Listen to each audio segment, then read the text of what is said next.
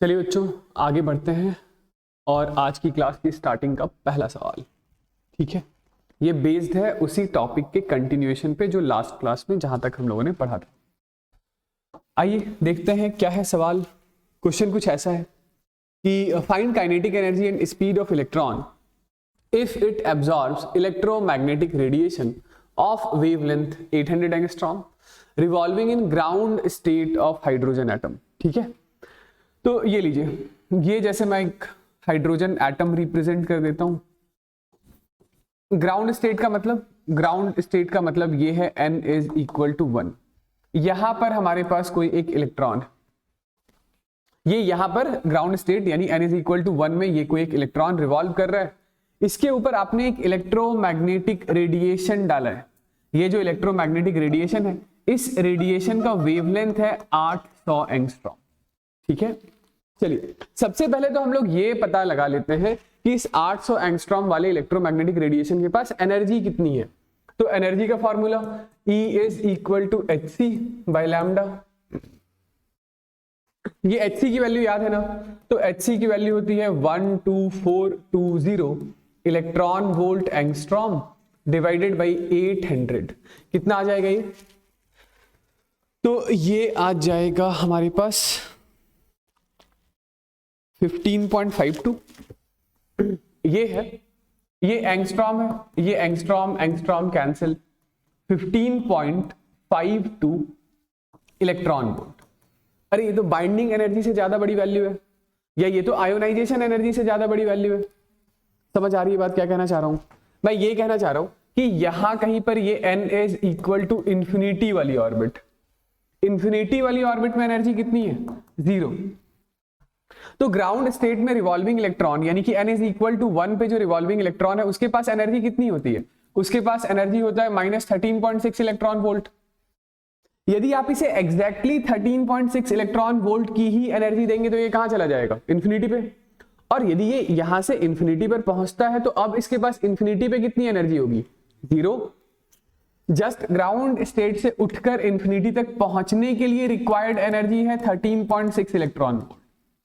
यदि आपने एग्जैक्टली 13.6 ही डाला होता तो इलेक्ट्रॉन इस फोटोन की एनर्जी को एब्जॉर्ब करके इंफिनिटी पर पहुंच तो जाता, पर फिर उसके बाद इलेक्ट्रॉन रेस्ट पर आ जाता। लेकिन अभी हम लोगों ने जो फोटोन डाला है वो 800 एंगस्ट्रॉम का है, और इस 800 एंगस्ट्रॉम वाले फोटोन के पास एनर्जी है 15.52 इलेक्ट्रॉन वोल्ट। इसका मतलब ये है कि जब आप 15.52 इलेक्ट्रॉन वोल्ट डालेंगे तो ये इलेक्ट्रॉन जब इंफिनिटी पर पहुंचेगा तो इस समय इसके पास कुछ ना कुछ एनर्जी होगी, हेंस इस समय इस इलेक्ट्रॉन के पास कुछ ना कुछ स्पीड होगा, वेलोसिटी होगी। आई बात समझ? तो क्या मैं ऐसा लिख दूं कि ये जो एनर्जी ऑफ इंसिडेंट फोटोन है, energy of incident photon IP लिख देता हूं, इंसिडेंट फोटोन या इंसिडेंट रेडिएशन। इस इंसिडेंट रेडिएशन की एनर्जी में से जो आयोनाइजेशन एनर्जी है, आयोनाइजेशन एनर्जी, वो तो खर्च हो जाएगा सिर्फ इंफिनिटी तक पहुंचने में, और बाकी जो बची हुई एनर्जी होगी वही बाहर आए हुए इलेक्ट्रॉन की काइनेटिक एनर्जी होगी। लॉजिकल है। तो आयोनाइजेशन फोटोन की जो एनर्जी है वो है 15.52 इलेक्ट्रॉन वोल्ट। आयोनाइजेशन एनर्जी है 13.6 electron volt plus kinetic energy. तो कितना आ गया काइनेटिक एनर्जी यहां से हमारे पास? Kinetic energy of electron, this is 15.52 minus 13.6। ठीक है, क्या वैल्यू है ये है 1.925 इलेक्ट्रॉन। ठीक है, तो बाहर आया हुआ इलेक्ट्रॉन इतनी काइनेटिक एनर्जी के साथ भाग रहा होगा, बाहर आया हुआ इलेक्ट्रॉन इतनी काइनेटिक एनर्जी के साथ भाग रहा होगा। ये ठीक है। यदि यही काइनेटिक एनर्जी आपसे कोई पूछ ले मुझे जूल्स में बताओ, तो बाहर आए हुए इलेक्ट्रॉन के पास जो काइनेटिक एनर्जी है वो 1.925 into 1.6 into 10 raise to the power -19 joules के बराबर की। ठीक है, यानी ये कितना होगा? तो ये 3.08 into 10 raise to the power -19 joules. ये है काइनेटिक एनर्जी ऑफ इलेक्ट्रॉन। ठीक है, ये एक आंसर है। हमें सिर्फ काइनेटिक एनर्जी नहीं बताना है, हमें स्पीड भी बताना है। तो स्पीड के लिए क्या करेंगे, स्पीड के लिए आप इसी काइनेटिक एनर्जी को इक्वेट कर दीजिए। ये जो काइनेटिक एनर्जी है this is equal to half mv²। ठीक है, तो स्पीड है हमारे पास 2 times of kinetic energy divided by mass of electron का अंडर रूट, यानी this is under root of 2 into 3.08 into 10 raise to the power -19 divided by mass of electron 9.1 into 10 raise to the power -31। ठीक है, तो ये हमारे पास आ रहा है this is under root of 0.67 into 10 raise to the power, ये -31 ऊपर आया तो +31, 19, 31, 12, 10 रेज टू दी पावर 12। तो ये है हमारे पास under root of, this is under root of 0.67 into 10 raise to the power 6 meter पर। ठीक है, हाँ, यानी कि दिस इज 0.81 into 10 raise to the power 6 meter. Okay, चलिए आगे बढ़ा जाए। चलिए आइए आगे बढ़ते हैं, अगला टॉपिक स्टार्ट करते हैं। ये है हमारे पास डी एक्साइटेशन ऑफ इलेक्ट्रॉन। क्या मतलब है डी एक्साइटेशन ऑफ इलेक्ट्रॉन से?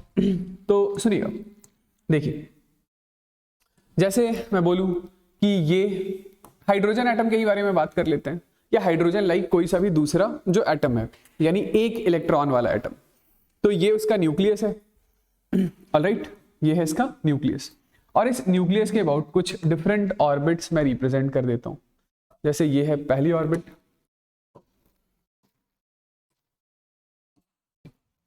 ये न्यूक्लियस है, और ये न्यूक्लियस के अबाउट कुछ डिफरेंट ऑर्बिट, ये पहली ऑर्बिट है, ये दूसरी ऑर्बिट है, ये तीसरी, ये है चौथी ऑर्बिट, और ये है पांचवी ऑर्बिट। इसके बाद भी ऑर्बिट्स हैं, मैंने एक बार के लिए समझाने के लिए 4-5 ऑर्बिट मैंने ड्रॉ कर लिया है। ठीक, इलेक्ट्रॉन कहां रिवॉल्व कर रहा है? तो आप बोलेंगे कि इलेक्ट्रॉन रिवॉल्व कर रहा है n इज इक्वल टू 1, यानी कि ग्राउंड स्टेट में। ठीक है, एक बार के लिए मैं हाइड्रोजन एटम के कॉन्टेक्स्ट में बात करने जा रहा हूं। कौन सा एटम है ये? Hydrogen atom. तो हाइड्रोजन एटम के ग्राउंड स्टेट में रिवॉल्व करने वाले इलेक्ट्रॉन के पास जो एनर्जी है वो है -13.6 इलेक्ट्रॉन वोल्ट। इसके ऊपर वाली ऑर्बिट में यानी n इज इक्वल टू 2 में जो इलेक्ट्रॉन की एनर्जी है -3.4 इलेक्ट्रॉन वोल्ट है। इसके ऊपर वाले ऑर्बिट में रिवॉल्विंग इलेक्ट्रॉन की एनर्जी -1.51 इलेक्ट्रॉन वोल्ट है। इसके ऊपर वाले ऑर्बिट में जो एनर्जी है वो 0.85 इलेक्ट्रॉन वोल्ट है। इससे ऊपर वाली ऑर्बिट में जो इलेक्ट्रॉन की एनर्जी है वो 0.54 इलेक्ट्रॉन वोल्ट एनर्जी है। कैसे हम लोग एनर्जी लिख रहे हैं? तो एनर्जी का फॉर्मूला हम लोगों ने पहले लिखा हुआ है, energy is -13.6 into Z² by n² electron volt होता है। Z² बाई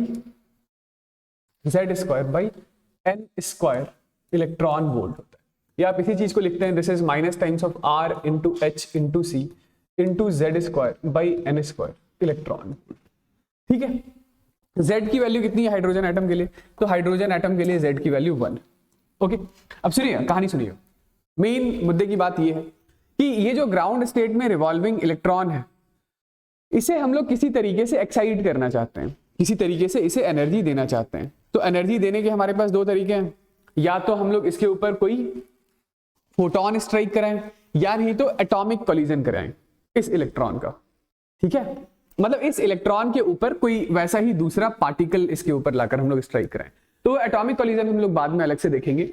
अभी तो एक बार के लिए आप ये मान लीजिए कि यहाँ पे हमारे पास कोई एक इलेक्ट्रोमैग्नेटिक रेडिएशन है, जिस रेडिएशन का वेवलेंथ है लैम्डा, और इस रेडिएशन के पास जो एनर्जी है, मान लेते हैं एक बार के लिए, जस्ट मान लेते हैं कि इस रेडिएशन के पास जो एनर्जी है वो E5 माइनस E1 के बराबर है।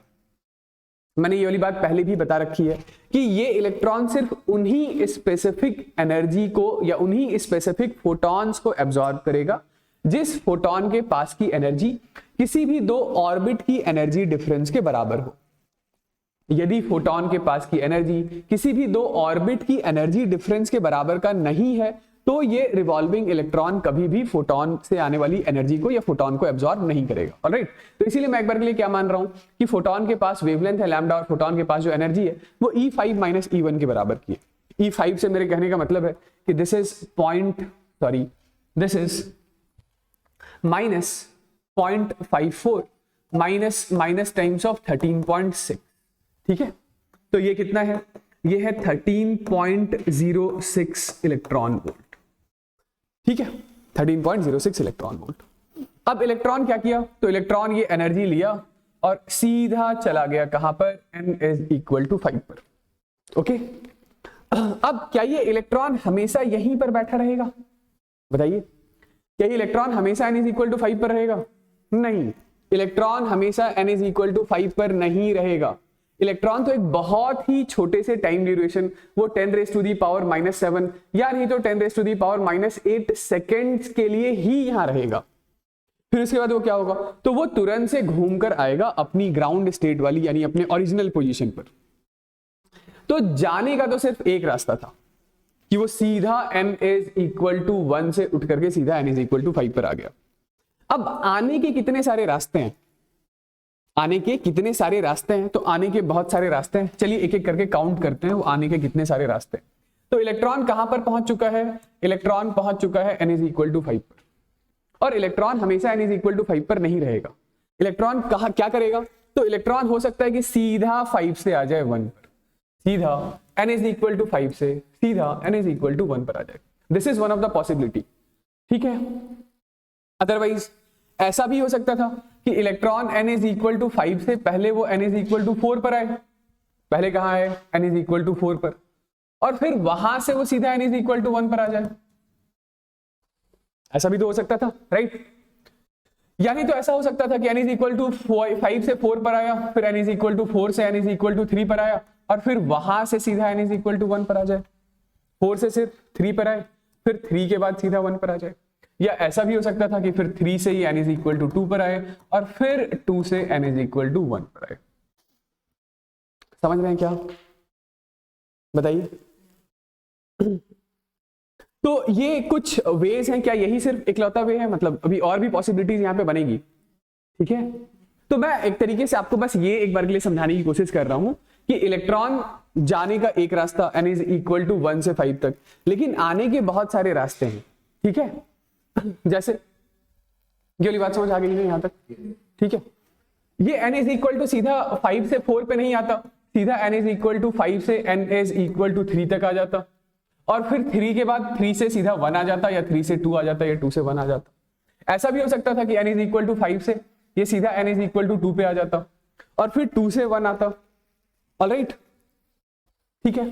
तो यदि मैं आपसे पूछूं एक बार के लिए कि ये जो डिफरेंट स्टेजेस में इलेक्ट्रॉन डी एक्साइट हो रहा है, ये जो डिफरेंट स्टेजेस है इलेक्ट्रॉन का डी एक्साइट होने का, तो इन डी एक्साइटेशन ऑफ इलेक्ट्रॉन से क्या हुआ होगा।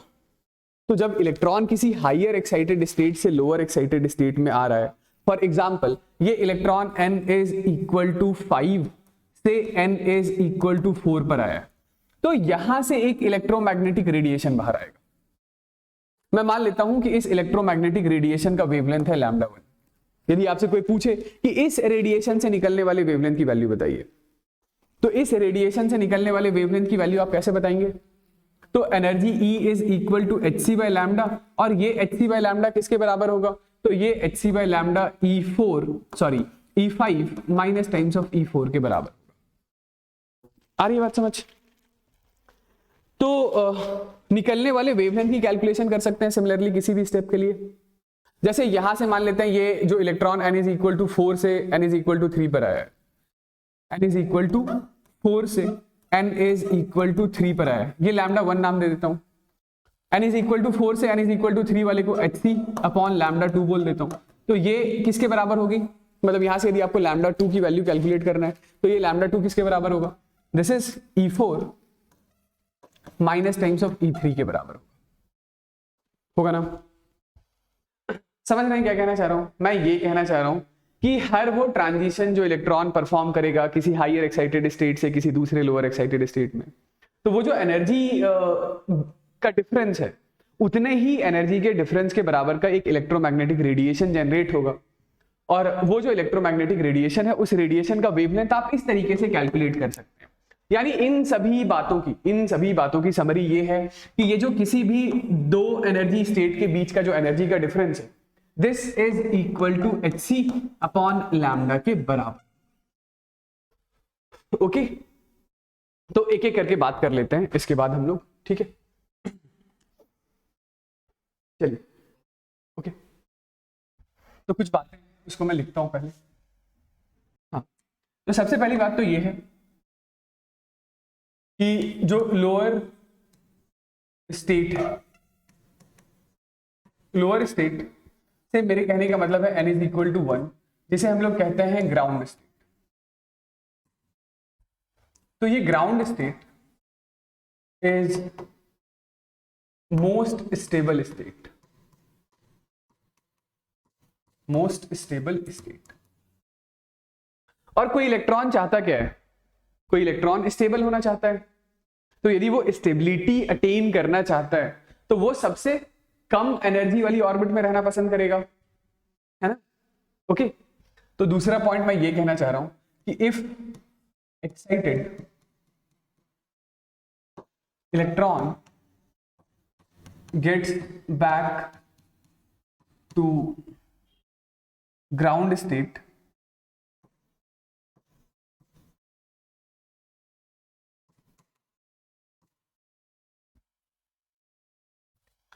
which results in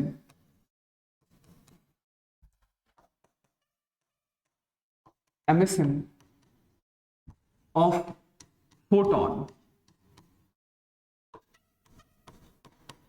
having wavelength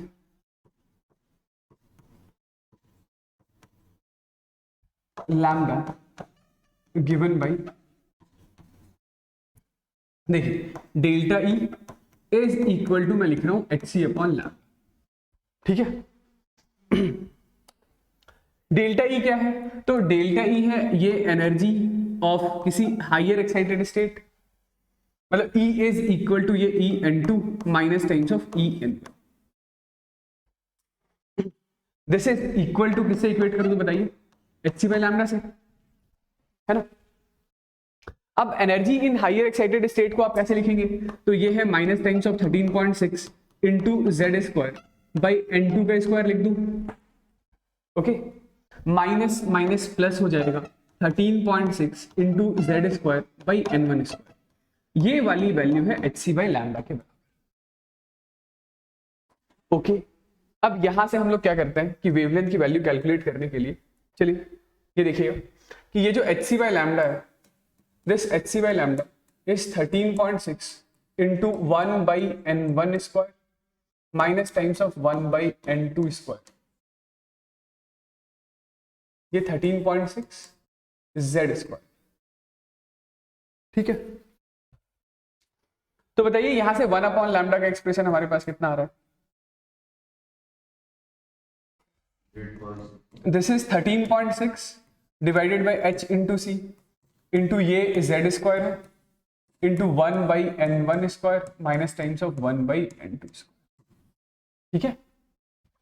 अब ये जो रेडबर्ग कांस्टेंट आर था वो था 13.6 इंटू आर इंटू, सॉरी ये आर इंटू एच सी की वैल्यू किसके बराबर थी, तो आर इंटू एच सी भी तो हमारे पास 13.6 इलेक्ट्रॉन वोल्ट के बराबर ही था, ठीक है।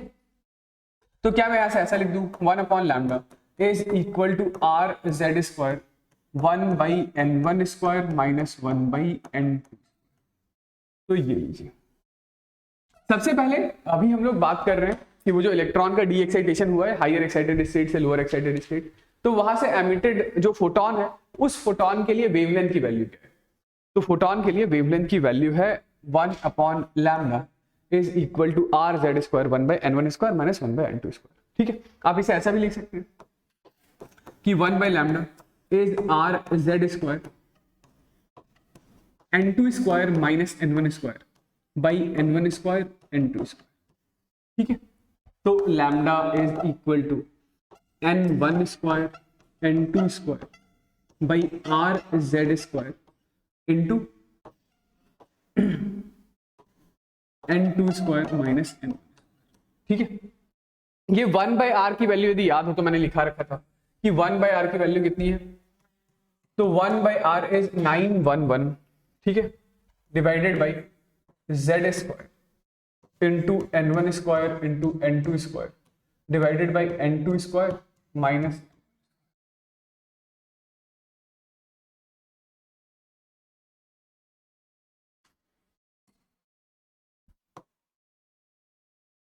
911 बाई जेड स्क्वायर इंटू ये n1 स्क्वायर एंड हाँ n2 स्क्वायर माइनस ये वैल्यू एंगस्ट्रॉम में है, ठीक। फिर यदि आप बोलेंगे नहीं मुझे वेवलेंथ नहीं निकालना है, मुझे तो फ्रीक्वेंसी चाहिए, तो ये आपको पता होगा कि frequency into wavelength is equal to speed of light होता है। तो frequency is equal to c upon wavelength कर दीजिएगा। ऑलराइट, तो ये जो वेवलेंथ है ये उठा के यहां से यहां रख दीजिएगा, यहां से आपके पास फ्रीक्वेंसी की वैल्यू आ जाएगी।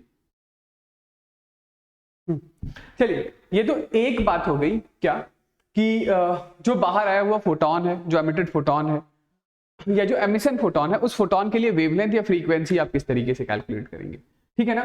दूसरी बात जो अभी हम लोग थोड़ी देर पहले डिस्कस कर रहे थे कि कितने टाइप्स ऑफ फोटोन रिलीज होंगे, कितने नंबर ऑफ फोटॉन्स रिलीज होंगे। तो नंबर ऑफ फोटॉन्स की कैलकुलेशन के लिए देखिए, ये जो हमारा n इज इक्वल टू 5 वाला रिलेशन था, मैं एक बार फिर से इसी चीज पे आता हूं, दोबारा से देखिए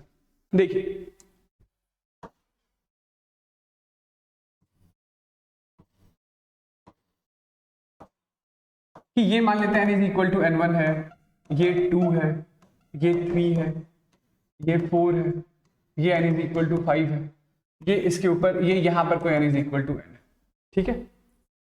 तो इलेक्ट्रॉन के जो डिफरेंट ट्रांजिशंस के तरीके हैं वो सीधा n is equal to sorry this is n, ये n से 1 पर आ जाए, या जो डिफरेंट पॉसिबिलिटीज हम लोग समझ रहे थे कि पहले n से ये अपने से लोअर वाले स्टेट पे आए, उससे लोअर वाले स्टेट पे आए, इधर से ट्रांजिशन करे, ठीक है। तो यदि यहां पे आपको total number of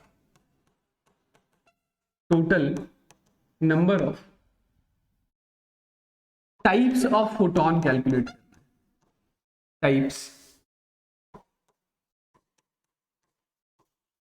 of wavelength calculate करना है, तो क्या सम करेंगे उसके लिए बताइए।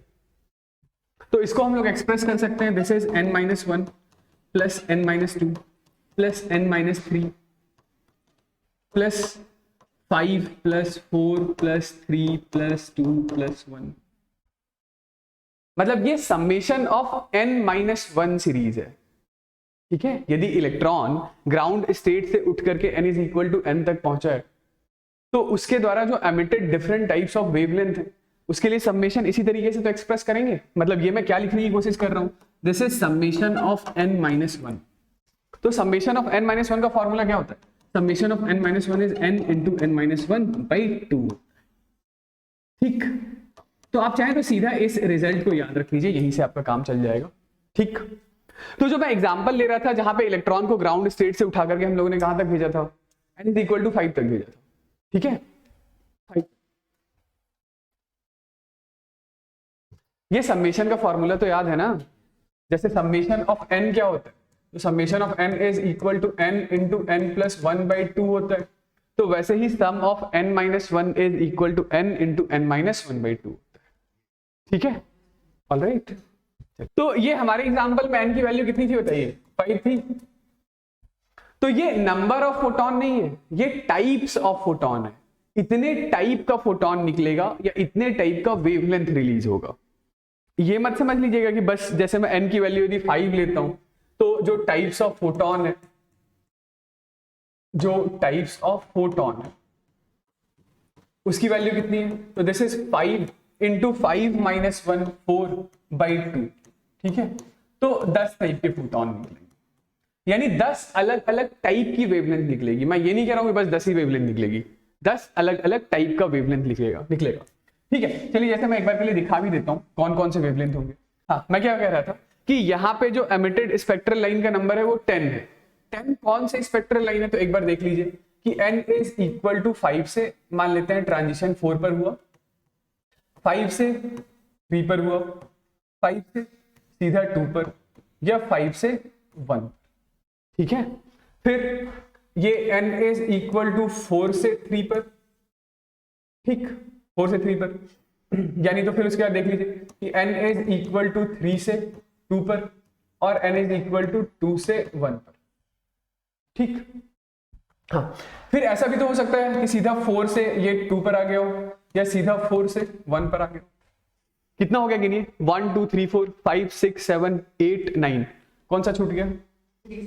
सीधा n इज इक्वल टू 3 से 1। तो यही वो 10 टाइप्स ऑफ वेवलेंथ होंगे जो रिलीज होंगे।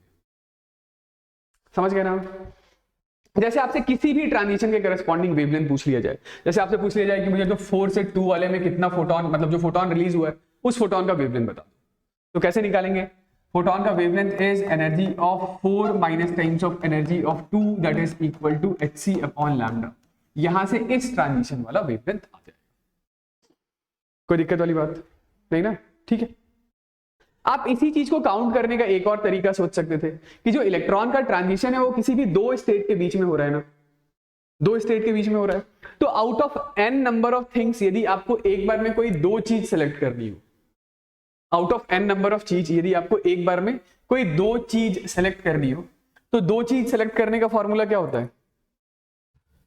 nc2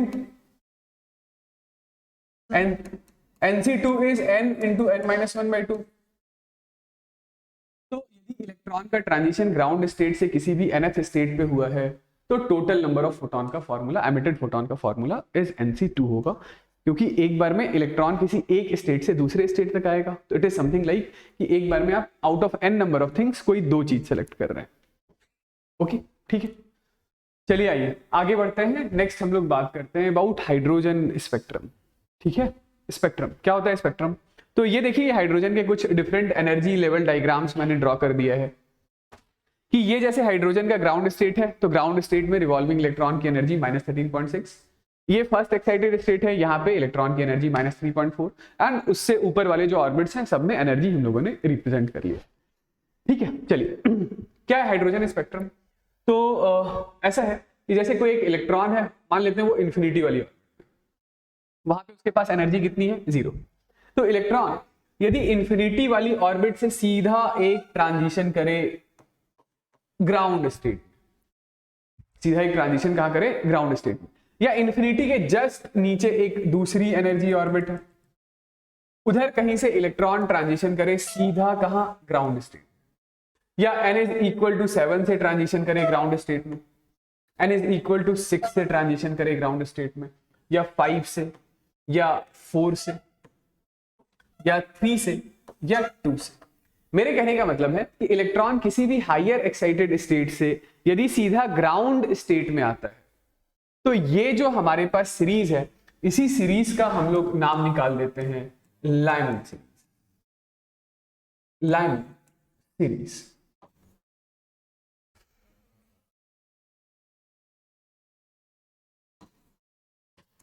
Lyman series. तो लाइमन सीरीज का स्पेक्ट्रम कहने का मतलब, लाइमन सीरीज के स्पेक्ट्रम से मेरा मतलब है कि n1 तो फिक्स है कि इलेक्ट्रॉन किसी भी हायर एक्साइटेड स्टेट से जहां पहुंच रहा है वो फिक्स है। कहां से आ रहा है, मतलब इलेक्ट्रॉन कहां से आ सकता है? तो n2 आपका 2 हो सकता है, या 3 हो सकता है, या 4 हो सकता है, 5 हो सकता है, 6 हो सकता है, कोई से भी दूसरी वैल्यू हो सकती है। ठीक है, तो यहां पे आप बोलेंगे यदि मुझे एक वेवलेंथ का एक जनरल एक्सप्रेशन बनाने के लिए, तो वेवलेंथ का जनरल एक्सप्रेशन हम लोग क्या लिख सकते हैं कि 1 upon lambda, this is r times of z square into 1 by n1 square minus 1 by n2 square था। यही वैल्यू थी ना? तो चूंकि हम लोग बात हाइड्रोजन एटम के लिए कर रहे हैं तो z तो हमारा फिक्स हो चुका है, 1 है, तो यहाँ पे n1 की वैल्यू हमारे पास फिक्स है, n1 1 और n2 कुछ भी हो सकता है। तो एमिटेड स्पेक्ट्रल में जो वेवलेंथ का फॉर्मूला है 1 अपॉन लैम्डा की वैल्यू है r, z1 हो गया into 1 by n1 square minus times of 1 upon n2 square. ठीक, ये हमारे पास वेवलेंथ का एक जनरल एक्सप्रेशन है। ठीक, अगली बात सुनिएगा, जब इलेक्ट्रॉन का ट्रांजिशन n2 से n इज इक्वल टू 1 पे होता है तो इस लाइन को हम लोग hydrogen alpha line, this is hydrogen alpha line of Lyman series. Okay, ये क्या है? ये हाइड्रोजन अल्फा लाइन है लाइमन सीरीज का। इस चीज को हम लोग कहते हैं this is hydrogen beta line. जब इलेक्ट्रॉन का transition n is equal to 3 से n is equal to 1, this is hydrogen beta line of Lyman series. यदि इलेक्ट्रॉन का transition n is equal to 4 से n इज इक्वल टू 1 पे होता है तो इसे कहते हैं हाइड्रोजन गामा लाइन। यदि इलेक्ट्रॉन का transition n is equal to 5 से n इज इक्वल टू 1 पे होता है तो इसे कहते हैं हाइड्रोजन डेल्टा लाइन। ये सारी hydrogen alpha beta gamma delta किसके लिए डिफाइन कर रहे हैं? लाइमन सीरीज के लिए। लाइमन सीरीज के लिए ये वेवलेंथ का हमारे पास रहा जनरल एक्सप्रेशन वेवलेंथ का, ठीक है। ये जो आखिरी लाइन है, जब इलेक्ट्रॉन का ट्रांजिशन बिल्कुल इंफिनिटी वाली ऑर्बिट से ग्राउंड स्टेट पे होता है तो इस चीज का नाम होता है सीरीज लिमिट। सीरीज लिमिट, ठीक है, समझ गए? चलिए नेक्स्ट यहां पर एक और बात है, वो ये है कि ये जो एमिटेड इसी चीज को हम लोग hydrogen spectrum of Lyman series बोलेंगे, ठीक है ना। अब ये जो हमारे पास हाइड्रोजन स्पेक्ट्रम है, यानी कि ये जो हमारे पास वेवलेंथ है, वेवलेंथ, तो एक बार के लिए चलिए हम लोग सबसे पहले कैलकुलेट कर लेते हैं इस वेवलेंथ की मैक्सिमम और इस वेवलेंथ की मिनिमम वैल्यू क्या होगी। ओके, तो वेवलेंथ की मैक्सिमम वैल्यू के लिए आप कौन से ट्रांजिशन के बारे में सोचेंगे? तो हमें यह पता है कि जो एनर्जी है वो energy inversely proportional to wavelength होता है, क्योंकि एनर्जी hc बाय लैम्डा।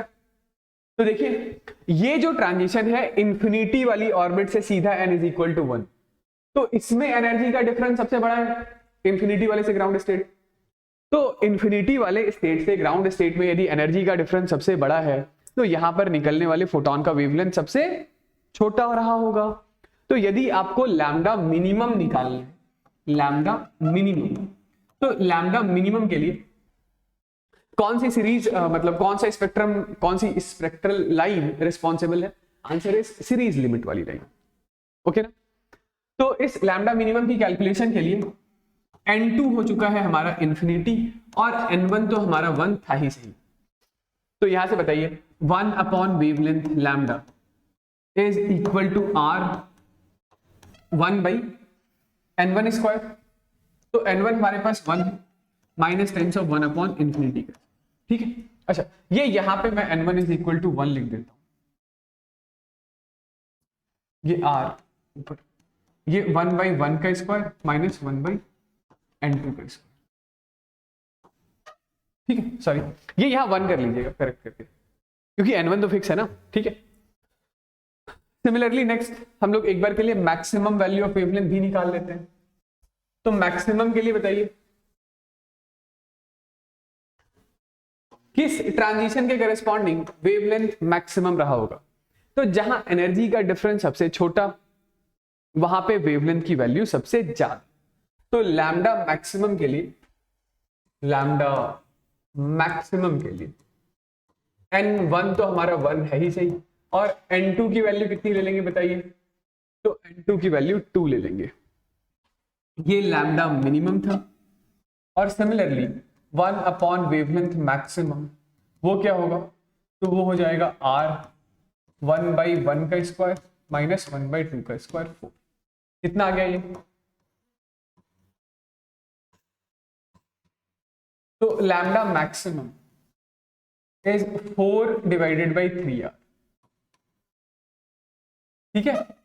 मैं इसे r के ही टर्म्स में एक बार के लिए छोड़ रहा हूं, और यहां से हम लोग ने ये जो लैम्डा मिनिमम निकाला था, ये लैम्डा मिनिमम था 1 बाई r। ओके समझ गए? तो यदि आप r की वैल्यू डाल दें, 1 बाई r कितना है? 911 एंगस्ट्रॉम, ठीक है। और this is 4 by 3 times of 911। तो ये जो वेवलेंथ है, ये वेवलेंथ अल्ट्रा वायलेट रीजन में लाई करता है। कहां लाई करता है? अल्ट्रा वायलेट रीजन, ठीक है। ये भी याद रखना है, ये जो लाइमन सीरीज उससे एमिटेड जो स्पेक्ट्रम है वो वेवलेंथ यूवी रीजन को बिलोंग करता है। चलिए इसके बाद बात करते हैं कि यदि सिमिलरली इलेक्ट्रॉन का ट्रांजिशन ये इंफिनिटी वाली ऑर्बिट्स इक्वल टू 2 पर हुआ, या इंफिनिटी के ठीक नीचे वाली ऑर्बिट से electron n is equal to 2 पर आता, या सिमिलरली इधर किसी हायर एक्साइटेड स्टेट जैसे 7th मैंने मार्क कर रखा है, 7 से n इज इक्वल टू 2 पर आता, 6 से n इज इक्वल टू 2 पर आता, या 5 से, या 4 से, या 3 से। हाँ, कहां पर इलेक्ट्रॉन को लेकर आ रहे हैं हम लोग, सॉरी ये इलेक्ट्रॉन को हम लोग n इज इक्वल टू 2 पर लेकर आ रहे हैं, 2 पर, ठीक है। तो यहां से जो फोटोन रिलीज हो रहा है, यहां पे ये जो स्पेक्ट्रम है, इसी स्पेक्ट्रम का नाम हम लोग निकाल देते हैं, ये बामर सीरीज। ये क्या है, बामर सीरीज, समझ गए। यानी इलेक्ट्रॉन का ट्रांजिशन किसी भी हायर एक्साइटेड स्टेट से फर्स्ट एक्साइटेड स्टेट यानी n इज इक्वल टू 2 पर होना चाहिए। ओके,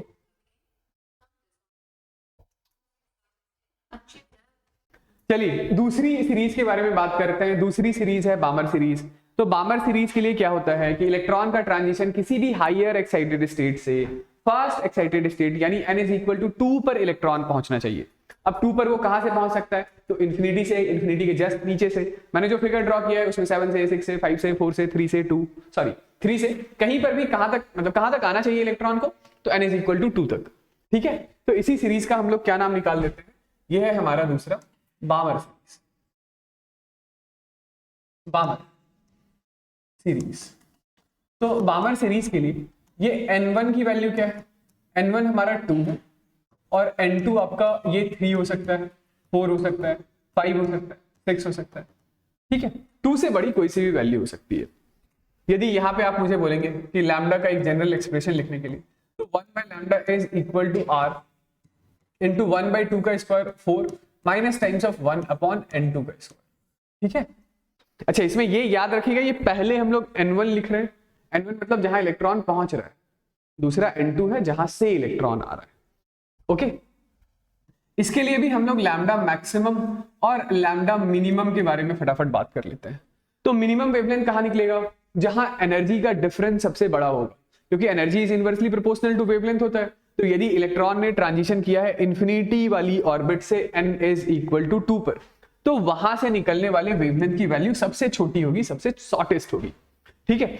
तो बताइए शॉर्टेस्ट वेवलेंथ की वैल्यू के लिए n1 तो 2 है और n2 कितना है, n2 इंफिनिटी है, तो 1/λ minimum is r times of 1/4 minus one by infinity का स्क्वायर दैट इज 0। तो लैम्डा मिनिमम की वैल्यू क्या है, लैम्डा मिनिमम की वैल्यू है 4/r, ठीक है। और इसी तरीके से यदि मुझे लैम्डा मैक्सिमम की वैल्यू कैलकुलेट करनी होगी, तो लैम्डा मैक्सिमम के लिए एनर्जी डिफरेंस जहां सबसे छोटा हो, सबसे छोटा, वहां से निकलने वाले स्पेक्ट्रम का जो वेवलेंथ होगा, जो इलेक्ट्रोमैग्नेटिक रेडिएशन जो होगा, उसका वेवलेंथ सबसे बड़ा होगा। तो लैम्डा मैक्सिमम के लिए n1 तो 2 ही है और n2 कितना है, n2 3 है, तो 1/λ max this is r times of 1/4 minus 1/9, ठीक है। तो ये कितना आ रहा है, दिस इज 5r/36, तो लैम्डा मैक्सिमम इज 36/5r।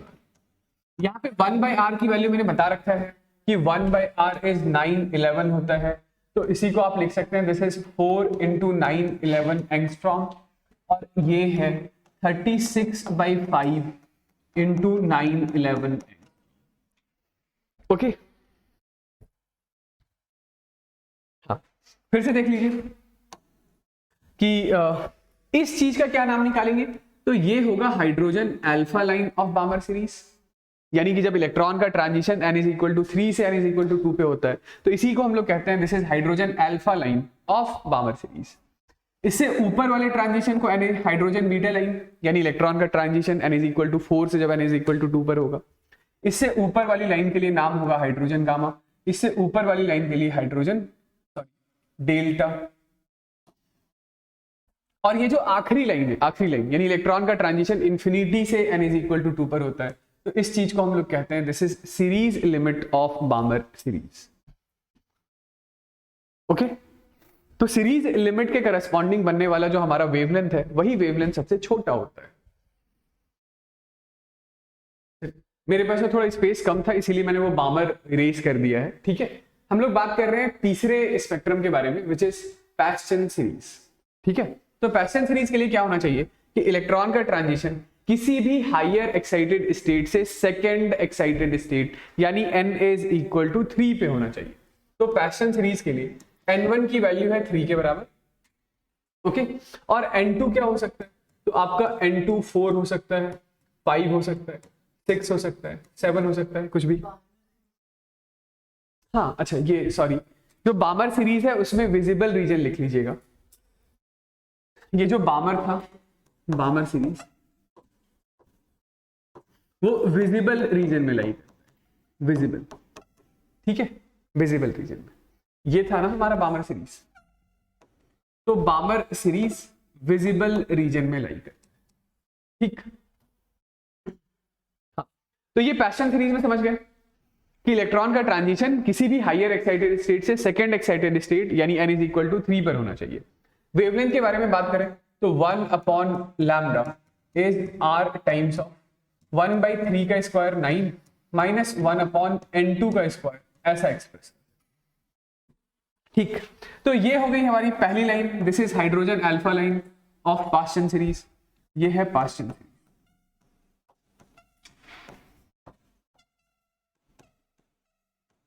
ये है हाइड्रोजन बीटा लाइन, ये है हाइड्रोजन गामा लाइन, ये है हाइड्रोजन डेल्टा लाइन, और इस आखिरी लाइन का नाम आपको पता है, दिस इज सीरीज लिमिट।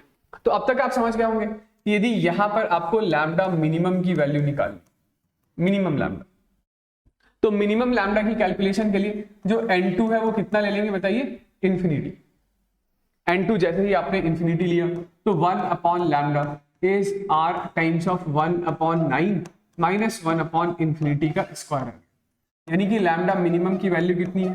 तो लैम्डा मिनिमम की वैल्यू है 9/r, मेरा मतलब है 9 इंटू 9 11 एंगस्ट्रॉम। सिमिलरली यदि आपको वेवलेंथ की सबसे बड़ी वाली वैल्यू कैलकुलेट करनी है तो सबसे बड़ी वाली वैल्यू वहीं पर आती है जहां पर एनर्जी का डिफरेंस सबसे छोटा होता है, यानी इसके लिए n2 की वैल्यू कितनी होनी चाहिए? 4 होनी चाहिए। तो यहां से आप लिखेंगे 1 upon lambda this is equal to r 1/9 माइनस 1 अपॉन 16, ठीक है। तो ये कितना हो गया? ये 144 और ये आ रहा है 7, ठीक है।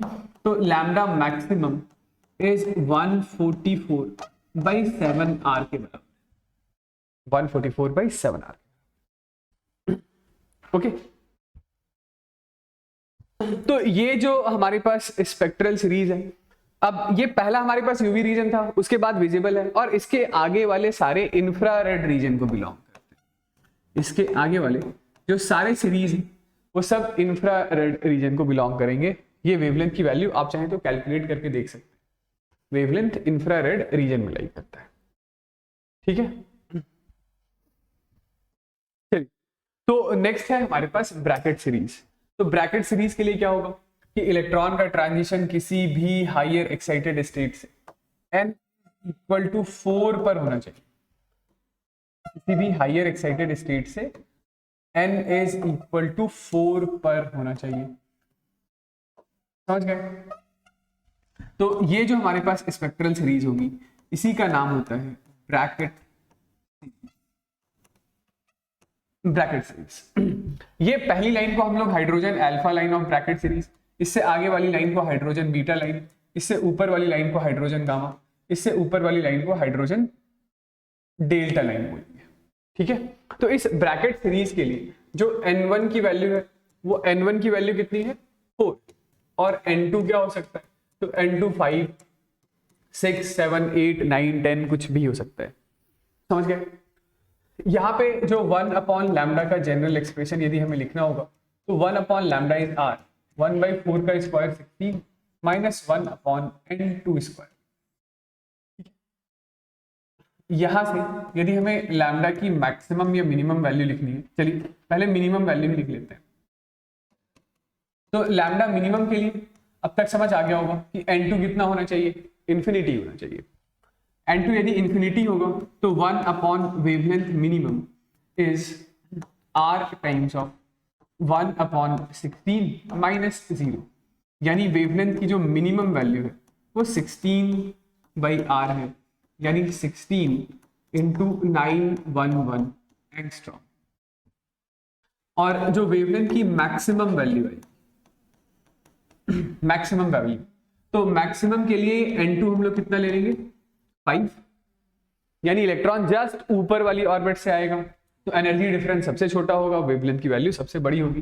तो 1 अपॉन वेवलेंथ मैक्स की वैल्यू बताइए फटाफट। This is r times of 1/16 minus 1/25, ठीक है। तो ये कितना हो गया, हाँ लैम्डा मैक्स इज 400/9r, यानी दिस इज 400/9 इंटू 911, ठीक है। ये जो ब्रैकेट सीरीज है, यहां से भी निकलने वाली जो लाइट रेडिएशन, लाइट नहीं इलेक्ट्रोमैग्नेटिक रेडिएशन जो है वो इंफ्रारेड रीजन को ही बिलोंग करता है। लास्ट हम लोग कौन सी सीरीज के बारे में बात कर रहे हैं, तो पीफन सीरीज।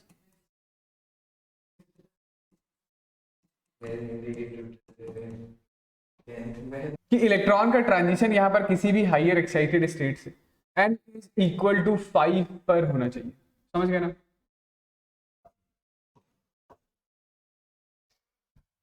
तो दिस इज पी फंड